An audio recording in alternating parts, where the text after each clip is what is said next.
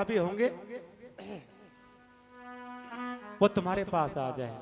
जय और वेद व्यास जी ने ऐसा ही किया, अपने शिष्यों को जंगल में भेजा और शिष्य जाकर के जोर जोर से श्लोकों का गान करने लगे। और वहीं झाड़ी में से सुखदेव जी महाराज बाहर आए और कहा, भैया आप इससे आगे श्लोक सुनाओ ना।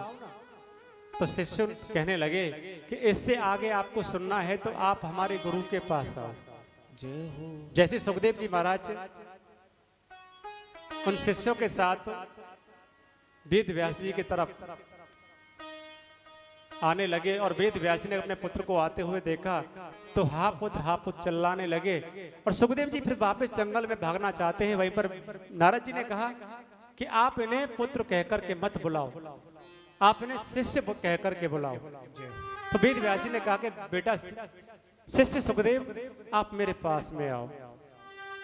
जैसे ही शिष्य सुखदेव कहा तो सुखदेव जी महाराज अपने पिताजी के पास में आ गए। फिर वेद व्यास जी के मन में विचार आया कि मेरा पुत्र इस ग्रंथ का सार प्रसार करने की योग्य है कि नहीं।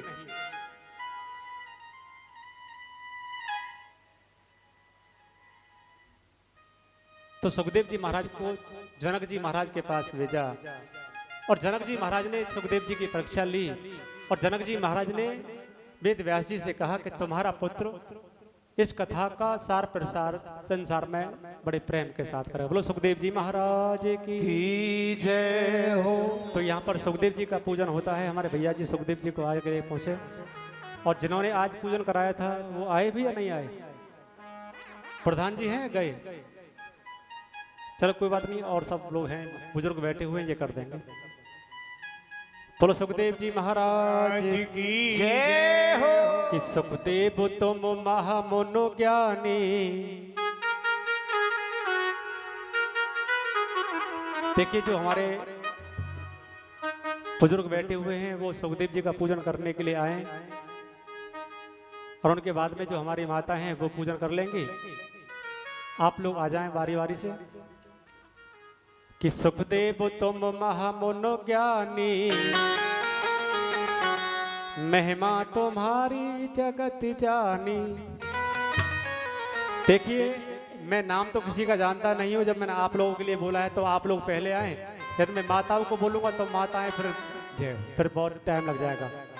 एक बार आ जाओ खड़े होकर के, सभी आ जाएं। भागवत जी सुखदेव जी को टीका करने के लिए सभी आए। जो सुखदेव जी थे ना वो तोते के रूप में थे और वही तोते के रूप में सुखदेव जी हमारे सामने हैं। तो आप बारी से उनका सुखदेव जी का पूजन कराएं, केवल टीका कराएं और अपने अपने स्थान पे जाके बैठ जाएं। कि सुखदेव तुम महामनो ज्ञानी, महिमा तुम्हारी जगत जाने। सुखदेव तुम महाज्ञानी, महाज्ञानी, मैं तुम्हारी जगत जानी।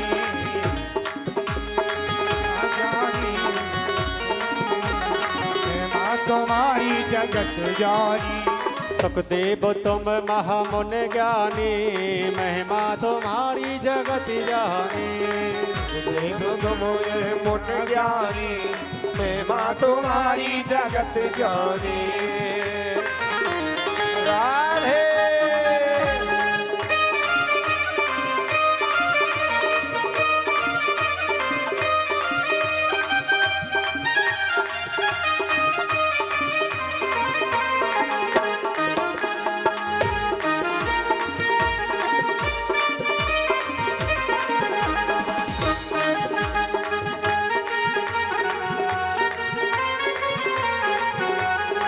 अब जो हमारी माता हैं वो भी आगे पूजन कर सकती हैं। 12 बरस गर्भ में बीते, गर्भ में बीते। 12 बरस गर्भ में बीते, गर्भ में बीते। 12 बरस गर्भ में बीते, गर्भ में बीते।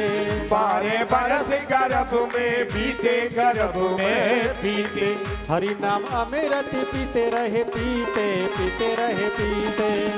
हमारे नहीं पीते, हमारे नहीं पीते। हरि नाम अमृत पीते रहे, पीते पीते रहे पीते। बीते रहे बीते। अमृत भई तो मोरी ही बाड़ी, अमृत भई तो मोरी ही बाड़ी, महिमा तुम्हारी जगत जाने, सुखदेव तुम महामुन ज्ञानी, जानी। देखिए आप बारी बारी से आगे केवल टीका करना है।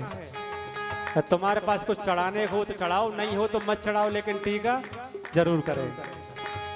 सुखदेव तुम महामुन ज्ञानी, महिमा तुम्हारी जगत जानी, सुखदेव तुम ये मुन ज्ञानी, महिमा तुम्हारी जगत जानी। राधे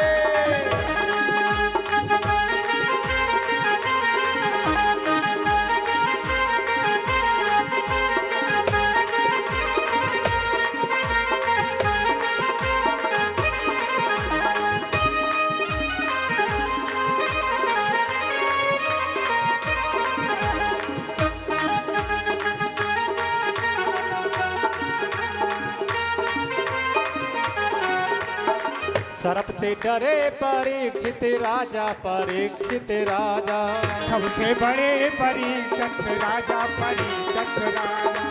सर्प से डरे परीक्षित राजा, परीक्षित राजा, सबसे बड़े परीक्षित राजा, परीक्षित राजा।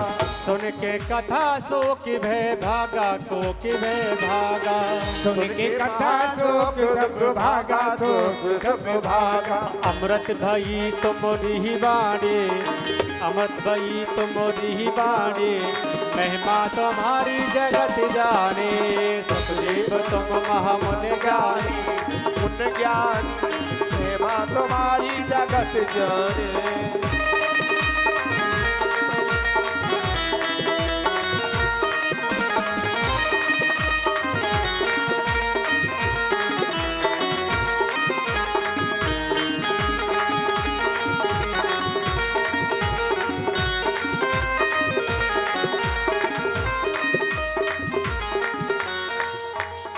व्यास पुत्र मुनि तुम कहलाए, तुम कहलाए, व्यास पुत्र तुम कहलाए, तुम कहलाए। व्यास पुत्र मुनि तुम कहलाए, मुनि तुम कहलाए, व्यास पुत्र मुनि तुम कहलाए, तुम कहलाए। अज्ञानी को ज्ञान बताए, ज्ञान बताए, अज्ञानी को ज्ञान बताए, ज्ञान बताए।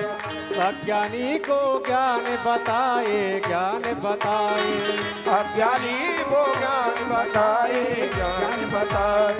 मैं भी हूँ एक अज्ञानी, मैं भी हूँ एक अज्ञानी, महिमा तुम्हारी जगत जाने, सुखदेव तुम मुन ज्ञानी, मुन ज्ञानी, सत जानी।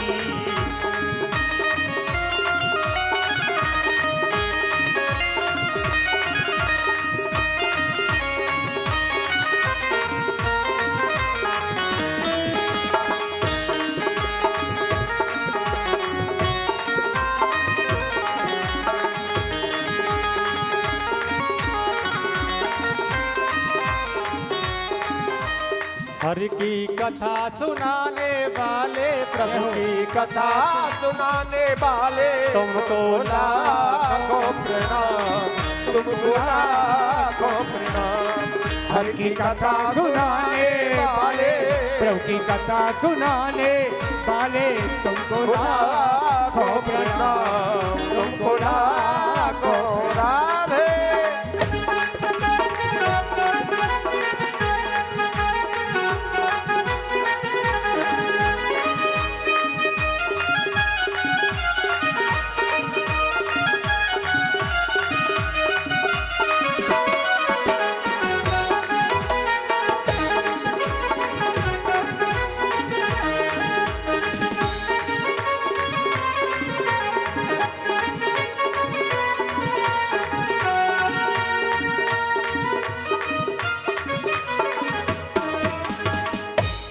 बोलो सुखदेव जी महाराज महाराज की जय हो, व्यास जी महाराज महाराज की जय हो। जय जय जय श्री राधे श्याम। सुखदेव तुम महामुनि ज्ञानी, महिमा तुम्हारी जगत जानी। जगत जान।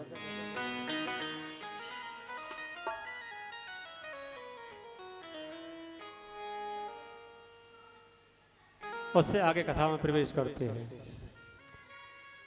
एक सूचना है, देखिए जब भी हम कथा भागवत सत्संग कीर्तन में जाएं तो कभी भी खाली हाथ नहीं जाना चाहिए। क्या लेके आना चाहिए? है? कचू सोच रहे होंगे कि पैसा के ना कह दे महाराज। आओ तो प्रसाद लेकर के और जाओ तो भी प्रसाद लेकर के। तो आप थोड़ा थोड़ा प्रसाद जरूर लेकर के आए भागवत जी में जब भी आते हो आप, और जाओ तो भी प्रसाद लेकर के जाओ। और मैंने कुछ बहनों को देखा था कि मोबाइल से ऐसे ऐसे कर रही थी, तो मैं आपको बता दूं कि ये कथा लाइव चल रही है। आप तो केवल कथा सुनो, और आपको ये कथा देखनी है तो आप YouTube पर ब्रजभूमि चैनल को सब्सक्राइब करें, और ये कथा आपको YouTube पर बिना तुम्हारे मोबाइल चला ही तुम्हें मिल जाएगी। तुम सबके फोटो भी आएंगे। आप तो यहाँ केवल कथा सुनो। अब ये YouTube वाला भैया कैमरे वाला आया है, सबके फोटो खींच रहा है, इसलिए तो खींच रहा है कि तुम सबका फोटो कैमरे पर आएगा, YouTube पर चलेगा। तो आप लोग परेशान क्यों होते हैं? चैनल का नाम है ब्रजभूमि चैनल। इस कथा को आप लाइव भी देख सकते हो। अभी इसका मतलब ये नहीं हुआ कि तुम अपने घर पे बैठ के मोबाइल पे चला के देख लें कि वहां जाए थे फायदा का है, घर पे ही दिख रही है। ऐसा मत करियो, बोलना पड़ेगा राधे राधे राधे राधे। और जिन माताओं ने कलश उठाए थे, मैंने संतों के मुख से सुना है कि जो फल हमें गिरिराज जी की परिक्रमा करने का मिलता है ना, वही फल हमें भागवत जी की 108 परिक्रमा करने से, गिरिराज जी की परिक्रमा लगाने का फल प्राप्त होता है। तो आप भागवत जी की 108 परिक्रमा जरूर लगाएं जब भी समय मिलता है। ये नहीं कि सुबह दोपहर शाम, जब भी समय मिलता है आप लोग गिरिराज जी की परिक्रमा जरूर लगाएं। और शाम के समय आकर के भागवत जी के सामने दीपक जलाएं, परिक्रमा करें। अब चलते हैं हम कथा की तरफ।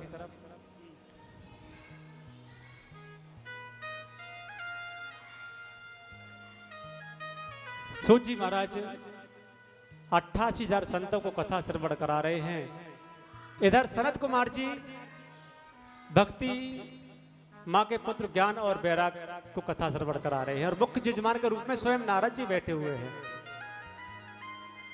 नारद जी ने कहा कि ये परीक्षित कौन था और कैसे इस परीक्षित को 7 दिन में मरने का श्राप लगा, आप हमें इस कथा को श्रवण कराओ। तो शरद कुमार कहने लगे कि ये परीक्षित कौन था और कैसे 7 दिन में मरने का श्राप लगा, ये कथा इतनी जरूरी नहीं है, लेकिन परीक्षित की कथाओं से भगवान श्री कृष्ण की कथाओं का उदय होता है, इसलिए आपको मैं श्रवण कराता हूं कि परीक्षित कौन था। तो शांतनु जी महाराज का विवाह गंगा मैया के साथ तय हुआ। जब गंगा मैया के साथ शांतनु जी का विवाह तय हुआ तो गंगा मैया ने शांतनु जी से एक शर्त लगाई, और शर्त ये लगाई कि तुम मुझे किसी भी कार्य को करने से नहीं रोकोगे। शांतनु जी महाराज ने कहा कि मैं हसनापुर का राजा, मैं तुम्हें किसी भी कार्य को करने से नहीं रोकूंगा। तो गंगा मैया ने शांतनु जी के साथ विवाह किया, और कुछ समय के बाद में गंगा मैया ने एक सुंदर से बालक को जन्म दिया। और जब बालक का जन्म हुआ तो गंगा मैया ने अपने बालक को अपनी गोद में उठाया, एक सरोवर में डाला, बालक की मृत्यु हो गई। इसी प्रकार से गंगा मैया ने 7 पुत्रों को जन्म दिया, और 7 पुत्रों को अपने हाथ से ही सरोवर में डाला और 7 का वध कर दिया। जय हो। शांतनु जी महाराज कहने लगी, ये कैसी पत्नी, ये कैसी माँ है जो अपने ही हाथों से अपनी संतान को मार देती है। 8वीं बार गंगा माँ ने बालक को जन्म दिया, बालक को सरोवर में डालना चाहती है। शांतनु जी महाराज ने आवाज लगाई कि गंगा रुक जाओ। गंगा माँ ने मुड़कर के देखा तो गंगा माँ कहने लगी कि स्वामिनी, आज आपने अपने वचनों को तोड़ दिया है। आपने मुझे वचन दिया था कि तुम मुझे किसी भी कार्य को करने से नहीं रोकोगे, और आज आपने मुझे रोक दिया। इसका मतलब ये हुआ कि आप मुझसे अधिक प्रेम से अपनी संतान को करते हो। और वहीं पर गंगा माँ जाने लगी है तो शांतनु जी महाराज कहने लगे कि बालक का लालन पालन तो केवल माँ करना जानती है, पिता को पता नहीं होता कि बालक को कब भूख लगी है, कब प्यास लगी है, लेकिन माँ सब कुछ जानती है। तो गंगा माँ कहने लगी कि मैं तुम्हारे पुत्र को लेकर के स्वर्ग में जा रही हूँ, जब तुम्हारा पुत्र बड़ा हो जाएगा तो मैं तुम्हें वापस कर जाऊंगी। इधर शांतनु जी गंगा नदी के किनारे बैठे हुए हैं, समय व्यतीत होता रहा और कुछ समय के बाद जब शांतनु जी गंगा नदी के किनारे बैठे हुए हैं, संध्या का समय है और वहीं शांतनु जी के सामने एक 5 वर्ष का बालक अपने हाथ में धनुष बाण लेकर के जब धनुष पर बाण चढ़ाता है तो कभी गंगा की नदी के ऊपर तीरों का पुल बना देता है, कभी बीच में बाढ़ लगा देता है। शांतनु ने देखा तो शांतनु जी को क्रोध आ गया कि ये बालक कौन है जो मेरी पत्नी के साथ किलोल कर रहा है। और जैसे अपने हाथ में तलवार लेकर के शांतनु जी बालक पर प्रहार करना चाहते हैं, वहीं पर गंगा माँ प्रकट हो गई। बोलो गंगा मैया की जय हो। गंगा माँ कहने लगी, स्वामी क्या करने के लिए जा रहे हो? अरे ये तुम्हारा पुत्र देवव्रत है। जैसे शांतनु जी ने सुना तो शांतनु जी तलवार को नीचे रखा, अपने पुत्र को अपनी गोद में उठाया और गंगा माँ ने अपने पति को प्रणाम किया, स्वर्ग के लिए चले गए। समय व्यतीत होता रहा। एक बार शांतनु जी अपने मंत्री को लेकर के घूमने के लिए जंगल की ओर गए और जंगल में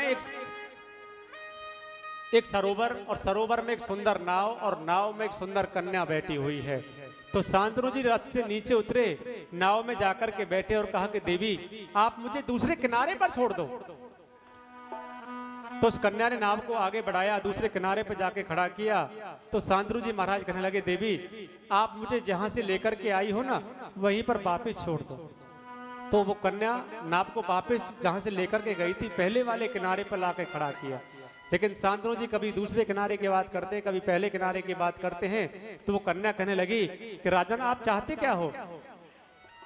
तो शांतनु जी महाराज ने कहा कि मैं तुम्हारे साथ विवाह करना चाहता हूं।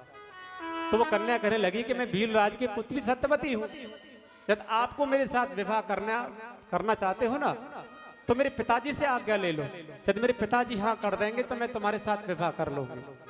शांतनु जी भीलराज के पास पहुंचे और भीलराज से कहा कि मैं हस्तिनापुर का राजा शांतनु तुम्हारी पुत्री सत्यवती से विवाह करना चाहता हूँ। तो भीलराज ने कहा कि ये तो मेरी पुत्री का बड़ा सौभाग्य कि मेरी पुत्री हस्तिनापुर की रानी बनेगी, लेकिन मैंने सुना है कि तुम्हारी पहली पत्नी जिसका नाम गंगा था और उस पत्नी से तुम्हारा ज्येष्ठ पुत्र भी है जिसका नाम देवव्रत है। और मैं कहना ये चाहता हूं कि जो संतान मेरी पुत्री के गर्भ से उत्पन्न होगी राज का अधिकार उसे मिलेगा, तुम्हारे ज्येष्ठ पुत्र को नहीं मिलेगा। लेकिन शांतनु जी महाराज ने कहा कि राज का अधिकार तो बड़े पुत्र को मिलता है, छोटे पुत्र को नहीं मिलता। तो भीलराज ने कहा कि मैं अपनी पुत्री का तुम्हारे साथ व्यवहार नहीं कर सकता हूं। शांतनु जी महलों में आए, ना कुछ खाते हैं ना कुछ पीते हैं, बीमारों की भांति पड़े रहते हैं। बड़े बड़े वैद्यों ने उपचार किया लेकिन शांतनु जी को ठीक नहीं कर पाए। और वहीं पर देवव्रत अपने पिताजी से मिलने के लिए आया, वैद्यों से पूछा कि मेरे पिताजी को ऐसी कौन सी बीमारी है जो ठीक होने का नाम नहीं ले रही। पास में मंत्री खड़ा हुआ था तो मंत्री ने कहा कि तुम्हारे पिता भीलराज की पुत्री सत्यवती के साथ विवाह करना चाहते हैं। और जैसे ही सुना तो देवव्रत रथ पर सवार हुए भीलराज के पास पहुंचे और कहा कि मैं हस्तिनापुर का राजकुमार तुम्हारी पुत्री का हाथ अपने पिता के लिए मांगने को आया हूं। तो भीलराज ने कहा कि बेटा ना मैं तुमसे मना कर रहा हूं ना तुम्हारे पिता से मना किया, लेकिन जो बात तुम्हारे पिता से कही थी वो बात मैं तुमसे जरूर कहूंगा कि राज का अधिकार मेरी पुत्री के गर्भ से जो संतान जन्म लेगी उसको राज का अधिकार मिलना चाहिए, तुम्हें नहीं।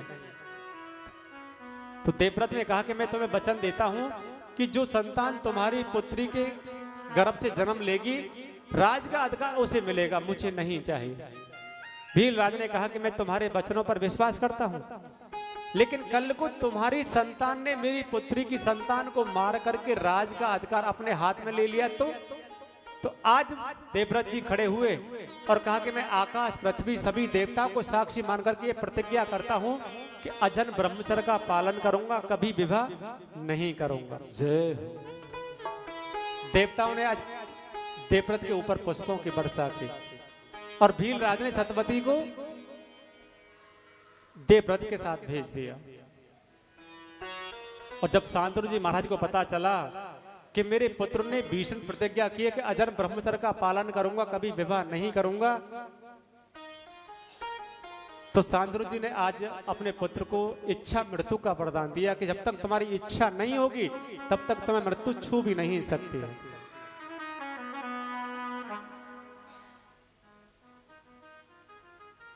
और उसी भीषण प्रतिज्ञा करने के कारण उस बालक का नाम भीष्म पड़ गया, जिसे हम भीष्म पिता के नाम से जानते हैं। अब चित्रवीर सतवती का विवाह शांतनु जी महाराज के साथ हुआ और कुछ समय के बाद सतवती माँ ने दो पुत्रों को जन्म दिया, चित्रवीर और विचित्रवीर। दोनों पुत्र बड़े हुए, भीष्म पिता मगध देश गए और वहां से 3 कन्याओं का हरण किया। 2 कन्याओं का विवाह अपने छोटे भाइयों के साथ कराया। एक कन्या बची जिसका नाम हुआ अंबा। अंबा ने कहा कि भीष्म तुमने मेरा हरण किया है, अब तुम मेरे साथ विवाह करो। भीष्म पिता ने कहा कि मैंने प्रतिज्ञा की है कि अजन्म ब्रह्मचर्य का पालन करूंगा, कभी विवाह नहीं करूंगा।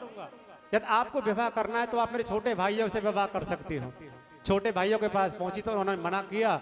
आज वो अंबा बड़ी नाराज हुई और अंबा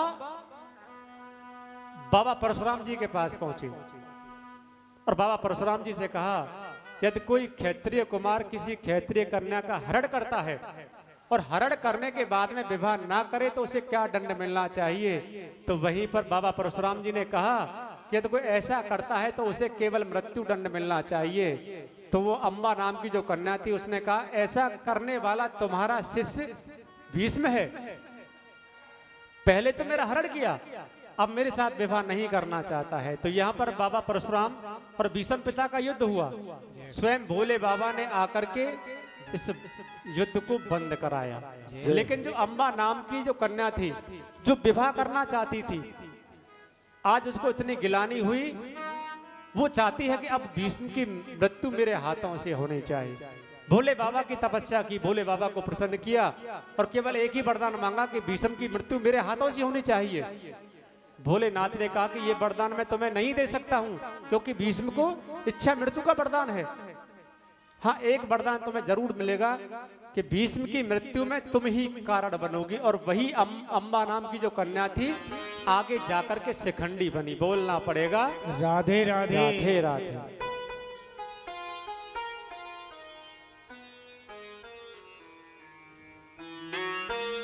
एक बार चित्रवीर और विचित्रवीर दोनों भाई यक्षों के पास पहुंचे युद्ध करने के लिए। यक्षों ने दोनों भाइयों का वध कर दिया।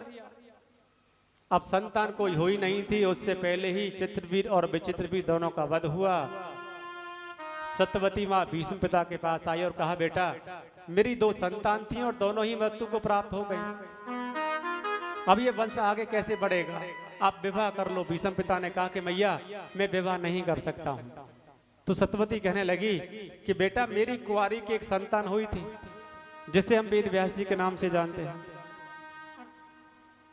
यदि आप कहो तो मैं अपने ज्येष्ठ पुत्र के द्वारा इस वंश की रक्षा करवा सकती हूँ। भीष्म पिता ने कहा कि मैया जैसा भी आपको अच्छा लगे आप वैसा करो।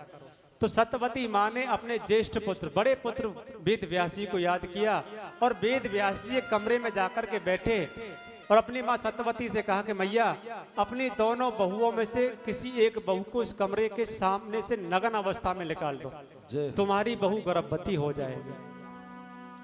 सत्यवती माँ अपनी बहुओं के पास पहुंची, अपने बहुओं से कहा कि सामने कमरे में मेरा बड़ा पुत्र बैठा हुआ है और आप उस कमरे के सामने से नग्न अवस्था में निकलना है। जब सासू की आज्ञा बहू को हुई तो बहू मना कैसे कर सकती है? जय हो।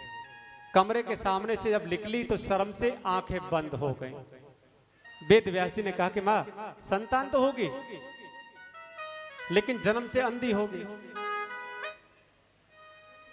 दूसरी बहू को कमरे के सामने से निकाला।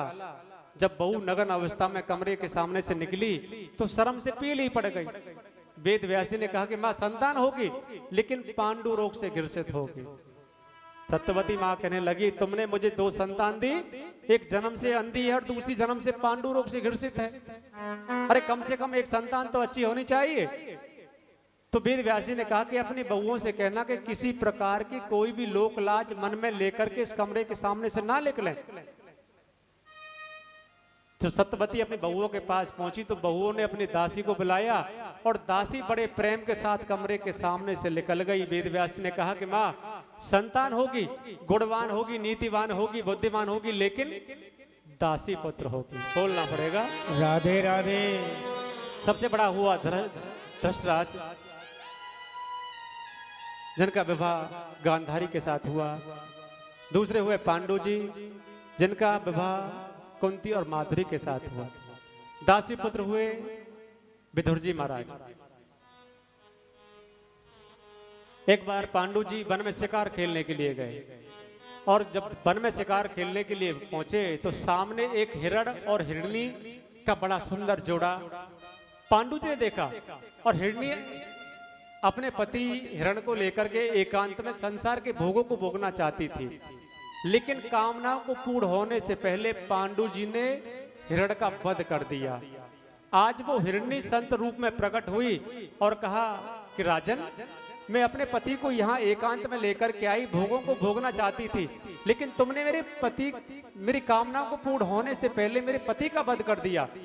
जाओ, मैं तुम्हें श्राप देती हूँ कि जब भी तुम कामनाओं को लेकर के अपने पत्नी का स्पर्श करोगे तुम्हारी मृत्यु हो जाएगी। बोलना पड़ेगा राधे राधे राधे। आज संत का श्राप पांडु जी महाराज को लगा।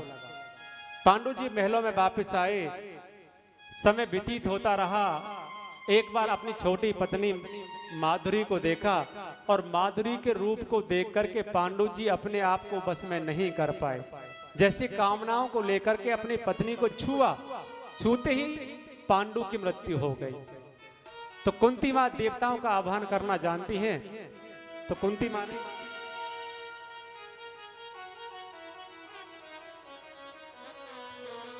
धर्मराज को याद किया, जिनके द्वारा युधिष्ठिर जी महाराज उत्पन्न हुए हैं। वायु देवता को याद किया, जिनके द्वारा भीमसेन उत्पन्न हुए। इंद्र को याद किया, जिनके द्वारा अर्जुन उत्पन्न हुए हैं। वहीं पर माधुरी को बुलाया और माधुरी से कहा कि तुम किसी देवता को याद करो और मैं उसी देवता का आह्वान करती हूँ। तो माधुरी ने अश्विनी कुमारों को याद किया, कुंती मां ने उन्हीं देवताओं का आह्वान किया और उनके द्वारा नकुल और सहदेव उत्पन्न हुए हैं। इधर गांधारी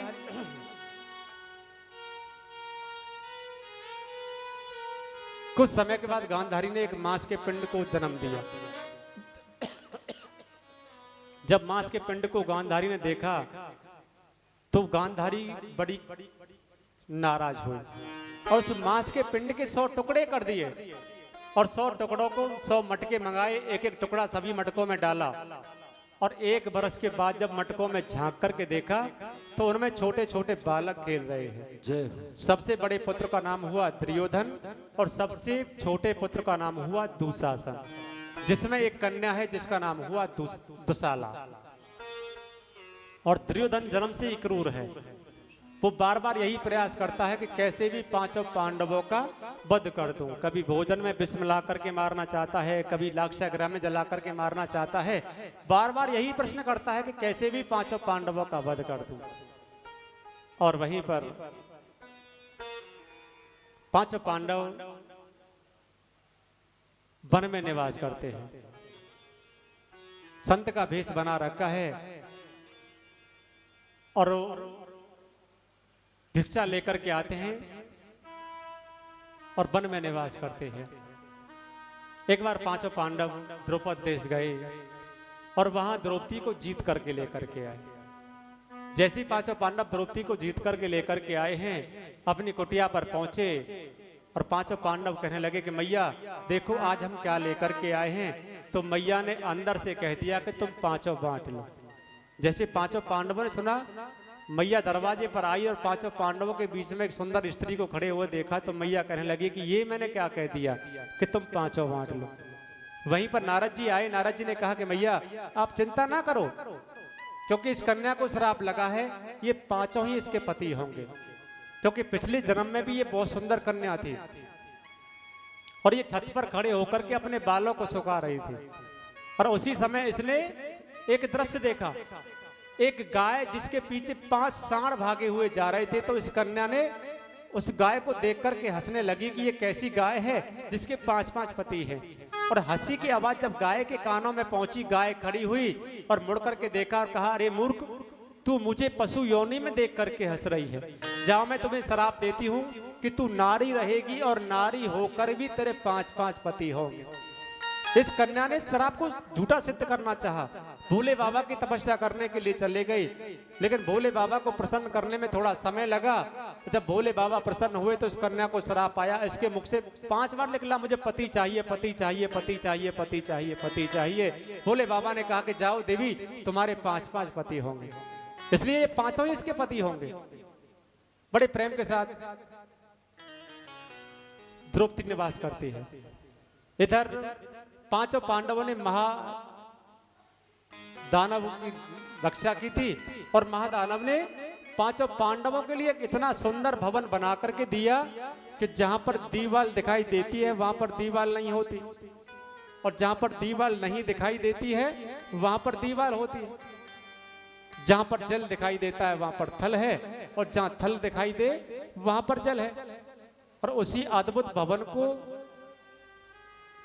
दिखाने के लिए आज दुर्योधन को बुलाया। जब दुर्योधन आया, भवन में प्रवेश करना चाहता है, तो सामने बड़ा सुंदर फर्श, हीरे जवाहरात इत्यादि फर्श में चढ़े हुए हैं। लेकिन दुर्योधन नहीं जानता है कि जहां पर फर्श दिखाई पड़ रहा है वहां पर जल है, और जहां जल दिखाई पड़ रहा है वहां पर फर्श है। जहां पर दीवार दिखाई देती है वहां पर कुछ नहीं होता, जहां कुछ भी दिखाई नहीं देता वहां पर दीवार है। जैसे ही फर्श पर पैर रखना चाहा, धड़ाक से सरोवर में गिर पड़ा। 5 पांडव साथ में हैं, द्वारकाधीश भगवान भी साथ में थे। 5 पांडव चुप खड़े हुए हैं। लेकिन मेरे गोविंद ने ऊपर की तरफ देखा, द्रौपदी खड़ी हुई है और नेत्रों ही नेत्रों में मेरे गोविंद ने कहा, अरे द्रौपदी, तुम कैसी भाभी हो जो अपने देवर से मजाक नहीं कर सकती हो। अरे भाभी तो अपने देवर से मजाक कर सकती है। आज द्रौपदी ने बिना सोचे बिना समझे एक बात कह दी, अंधस्य पुत्र अंधस्य, अंधे के तो अंधे पैदा होंगे। दुर्योधन सरोवर से बाहर आया और कहा कि द्रौपदी, आपने बहुत अच्छी बात कही, अंधस्य पुत्र अंधस्य। अरे अब तक तो मैं अंधा नहीं था और तुमने कह दिया कि अंधस्य पुत्र अंधस्य, अब तुम्हें मैं अंधा होकर के दिखाऊंगा। और मैं ही अंधा नहीं, तुम्हें अपने 5-5 पतियों पर बड़ा अभिमान है, तुम्हारे 5 पति अब अंधे होंगे, पूरा कौरव वंश अंधा होगा। आज दुर्योधन हस्तिनापुर में पहुंचा, मामा शकुनी से कहा कि मामा, आज 5 पांडवों की जो पत्नी पांचाली द्रौपदी है ना, उसने मेरा भारी अपमान किया है। तो मामा शकुनी ने 5 पांडवों को धृत कीड़ा के लिए निमंत्रण दिया, जुए के लिए निमंत्रण दिया, और 5 पांडव जुआ खेलने के लिए हस्तिनापुर में पहुंचे। एक तरफ 5 पांडव बैठे हुए हैं और एक तरफ मामा शकुनी अपने भांजे दुर्योधन को लेकर के बैठा हुआ है। अब धर्मराज युधिष्ठिर जी महाराज जो कुछ भी दाव पर लगाते हैं, मामा शकुनी बारी बारी से सब कुछ जीतते हुए जा रहे हैं। दास दासी हाथी घोड़ा राजकोष सब कुछ हार गए हैं। अपने भाइयों को भी दाव पर लगाया, अपने आप को दाव पर लगा दिया, सब कुछ हार गए हैं। तो धर्मराज जी ने कहा कि अब मेरे पास कुछ भी नहीं बचा, अब मैं दाव पर क्या लगाऊं। तो वहीं पर दुर्योधन ने कहा कि अभी तो तुम्हारे पास एक ऐसी वस्तु है जिसे आप दाव पर लगा दोगे और जो कुछ हारे हो सबका दुगना दुगना मिल जाएगा। धर्मराज जी ने कहा कि ऐसा मेरे पास क्या है जिसको मैं दाव पर लगाऊं और जब मैं जीत जाता हूं तो सबका दुगना दुगना मिल जाएगा। तो दुर्योधन ने कहा कि तुम 5 की पत्नी द्रौपदी है। और धर्मराज जी ने पांचाली को भी दाव पर लगा दिया, क्योंकि जुए की लत होती ऐसी है कि अब की बार हारा हूं तो शायद अब की बार तो जीत जाऊंगा। बोलना तो पड़ेगा राधे राधे राधे राधे। और मामा शकुनी ने द्रौपदी को भी जुए में जीत लिया। जैसी द्रौपदी को जीता है, आज दुर्योधन खड़ा हुआ और कहने लगा कि दुशासन, जब द्रौपदी का मुख इतना सुंदर है और वही द्रौपदी आज नग्न अवस्था में मेरी जंगा पर बैठेगी तो कितनी सुंदर दिखाई पड़ेगी। उस द्रौपदी को सभा में लेकर के आओ। दुशासन द्रौपदी के कक्ष में पहुंचा और द्रौपदी से कहा कि तुम्हें मेरे भैया ने सभा में बुलाया। द्रौपदी कहने लगी कि मैं तुम्हारे भाई की कोई दासी थोड़ी हूं कि तुम्हारे भाई ने मुझको बुलाया और मैं उसके कहने से चली जाऊं। दुशासन कहने लगा कि तुम मेरे भाई की दासी हो क्योंकि तुम्हारे पति तुम्हें जुए में हार चुके हैं। जब द्रौपदी मना करने लगी तो दुशासन ने द्रौपदी के केसों को पकड़ा और घसीटते हुए राजसभा में लेकर के पहुंचा और दुर्योधन ने कहा कि दुशासन, इस द्रौपदी को नग्न कर दो। द्रौपदी ने दोनों हाथों से साड़ी को पकड़ रखा है, दांतों में साड़ी को दबा रखा है। फिर सोचा कि जिस पत्नी के 5-5 पति हैं उसे कौन छू सकता है, लेकिन जब पांचों पांडवों की तरफ देखा तो पांचों की गर्दन नीचे झुकी हुई है। धृतराष्ट्र को कुछ दिखाई नहीं देता। विदुर जी महाराज कहने लगे कि राजन, आप तो कुछ नहीं देख पाते हो, लेकिन ये तुम्हारा पुत्र इस भरी सभा में तुम्हारी पुत्र वधू को नग्न करना चाहता है और तुम कुछ भी नहीं देख रहे। यदि एक व्यक्ति के मारने से गांव की रक्षा होती है ना, तो ऐसे व्यक्ति को मार देना चाहिए, कोई पाप नहीं लगता। यदि एक गांव को नष्ट करने से एक शहर की रक्षा होती है तो ऐसे गांव को नष्ट करने में कोई पाप नहीं लगता। और एक शहर को नष्ट करने में जब संसार की रक्षा होती है तो ऐसे शहर को नष्ट करने में कोई पाप नहीं लगता। और तुम हो कि सब कुछ अपने कानों से सुन रहे हो। दुर्योधन ने कहा कि विदुर काका, आज जो तुम मंत्री के पद पर हो केवल मेरी वजह से हो और आप इस सभा से बाहर चले जाओ। विदुर जी ने कहा कि मुझे यहाँ पर रुकना भी नहीं है। विदुर जी वहां से चले गए। दुशासन ने एक झटका दिया, आज द्रौपदी के हाथों से साड़ी छूट गई। जब सभा में कोई भी सहारा दिखाई नहीं पड़ा तो मेरे गोविंद को याद किया है। जब तक हमें संसार पर भरोसा होता है, हम संसार पर भरोसा करते हैं। जब संसार पर से भरोसा उठ जाता है तब भगवान के पास जाते हैं। बोलना पड़ेगा राधे राधे। तो आज द्रौपदी कहने लगी कि गोविंद, तुमने मुझे अपनी बहन माना है ना, आज तुम्हारी बहन की लाज इस भरी सभा में लुटने के लिए जा रही है। जय हो। और आप आकर के मेरी लाज को बचाओ। कि कब आएगा मोरा